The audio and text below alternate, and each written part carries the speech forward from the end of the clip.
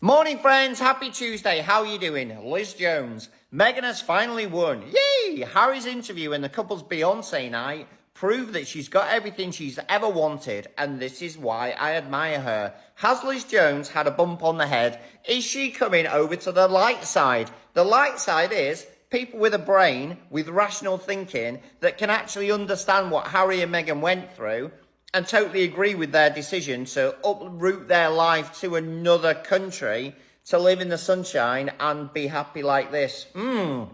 Is the tide turning for the Daily Mail? On the same day this was created yesterday, the Daily Mail also reproduced an article from the New York Times heavily criticising Workshire William and Charles. And the Daily Mail would never write that themselves because we all know they're in the pocket of the British non-working royal family.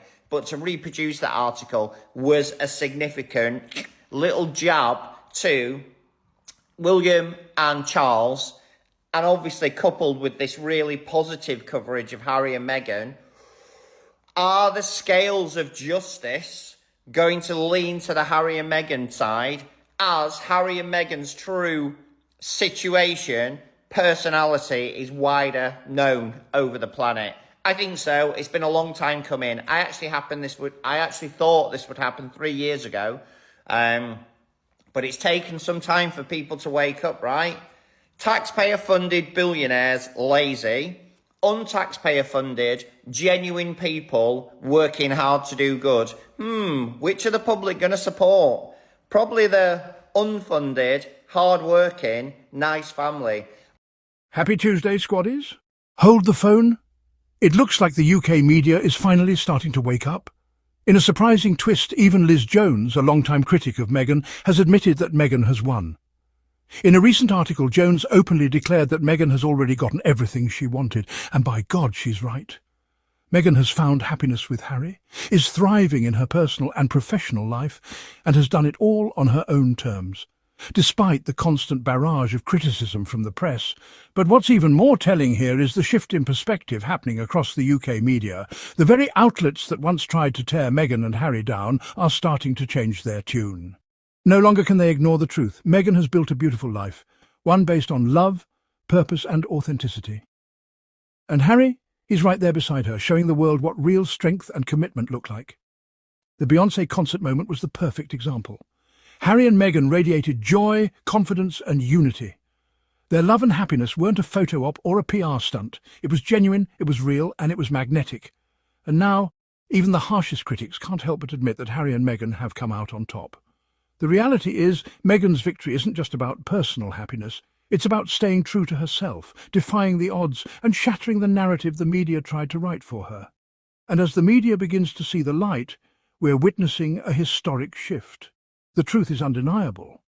Harry and Meghan are not just surviving, they are thriving, and no one can take that away from them. So let's celebrate this moment.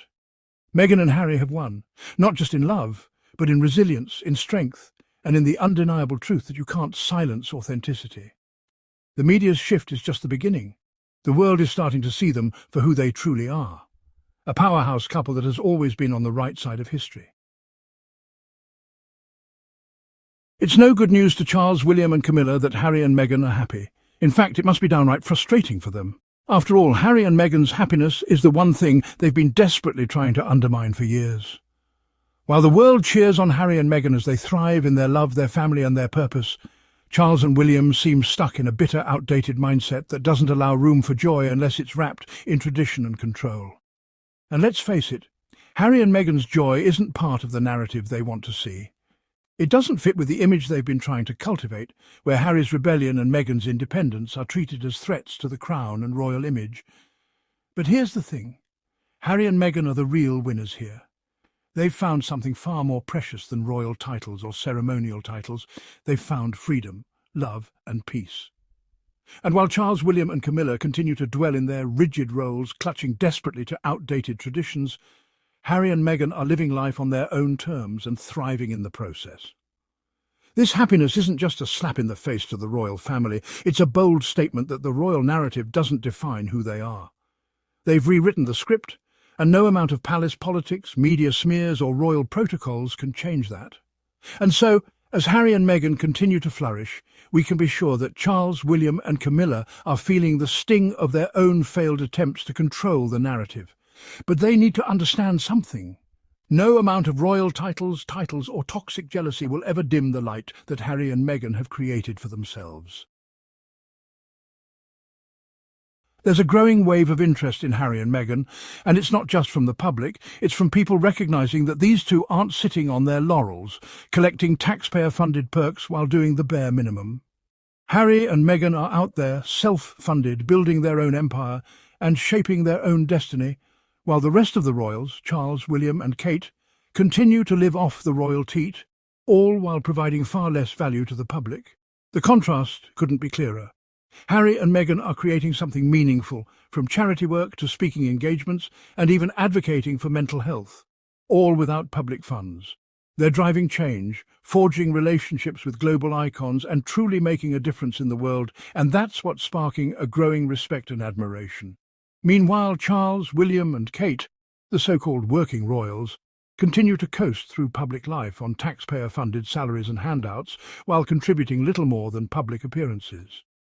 The resentment is palpable, and rightly so. People are waking up to the reality that these royals live a life of extreme luxury without any real accountability, without any real work, without earning their keep like most of the world does. It's a living reminder that inherited privilege doesn't equate to actual merit. People are beginning to ask the tough questions. Why should the British public continue to fund royals who don't do the work? Why should Charles and William's lavish lifestyles be subsidised when Harry and Meghan, who have chosen to step away and forge their own path, are already showing the world what it looks like to earn respect through action and purpose? As Harry and Meghan's influence continues to grow, non-funded, independent and genuine, the resentment among the so-called working royals will only deepen. Because while Harry and Meghan lead by example, Charles, William and Kate are stuck in a system that's more about tradition and preservation of image than anything remotely productive. The tides are shifting, and people are waking up to the fact that true royalty isn't about birthright, it's about earning the respect of the people. And Harry and Meghan, they've already earned it. It's high time the British public stop paying for a family that offers so little in return. Why should taxpayers continue to fund the lavish lifestyles of royals like Charles, William and Kate when they're doing far less than Harry and Meghan, who have stepped away from the system, stayed self-funded and still managed to make a massive impact in the world? These royals live off public money, but what are they really contributing? Charles is still holding on to outdated traditions and barely visible in any meaningful capacity. William and Kate show up for a photo op, cut a ribbon here and there, and then retreat back to their palatial homes, living lives of luxury at the taxpayers' expense. Meanwhile, Harry and Meghan have broken free from this outdated taxpayer-funded model. They've chosen to earn their way, supporting themselves through personal projects, business ventures and charity work. They don't ask the public to foot their bills, and yet they are making more of a real positive impact than the royals who sit idly by. Why is the British public still subsidising a monarchy that in real terms is becoming an expensive relic? Why should hard-working people foot the bill for a family that refuses to evolve, while Harry and Meghan are self-sufficient, independent and using their platform for global change? The truth is clear. It's time to stop funding the royal family. The UK doesn't need a monarchy to survive, and it certainly doesn't need a privileged few riding on the public's dime. Let them earn their own way, just like Harry and Meghan have proven is possible. The British public deserves better than to fund a system that no longer serves them. It's time for change. Enough is enough. Let's be clear. Harry and Meghan are the real hard-working royals, and they've earned every bit of their success without a penny from the taxpayer. These two have broken away from the outdated royal system, and instead of relying on handouts and royal privileges, they've worked tirelessly to build their own independent empire. They've used their platform to speak out for those who need it most, raised millions for charity, and have created a global impact that goes far beyond the surface of royal titles. Meanwhile, we have Charles, Kate and Camilla, the so-called working royals who continue to suck up public funds while contributing little more than performative gestures. The public is forced to pay for their lavish lifestyles, living off taxpayer money, while their actions are overshadowed by Harry and Meghan's genuine contributions. Charles, stuck in the past, Kate playing the perfect princess role with zero depth, and Camilla always in the background, failing to inspire anyone with their lack of real effort. Harry and Meghan's decision to be self-funded is a direct slap in the face to this parasitic behaviour. They have chosen to work for what they have, proving that success can be achieved through hard work, dedication and genuine service to others, not through inherited privilege. They've gone on to speak truth to power and to create a legacy that's built on respect, love and integrity. Harry and Meghan's triumph is one of resilience and empowerment, an example of breaking free from a broken system and creating something meaningful. On the other hand, the bitterness and resentment from Charles, Kate and Camilla are palpable. They want to cling to power, tradition and their taxpayer-funded comfort, while Harry and Meghan shine as shining examples of what real impact looks like. No amount of royal titles can take away the truth. Thank you all for watching. It's your host, Tyler. Please share your thoughts in the comments section. Goodbye.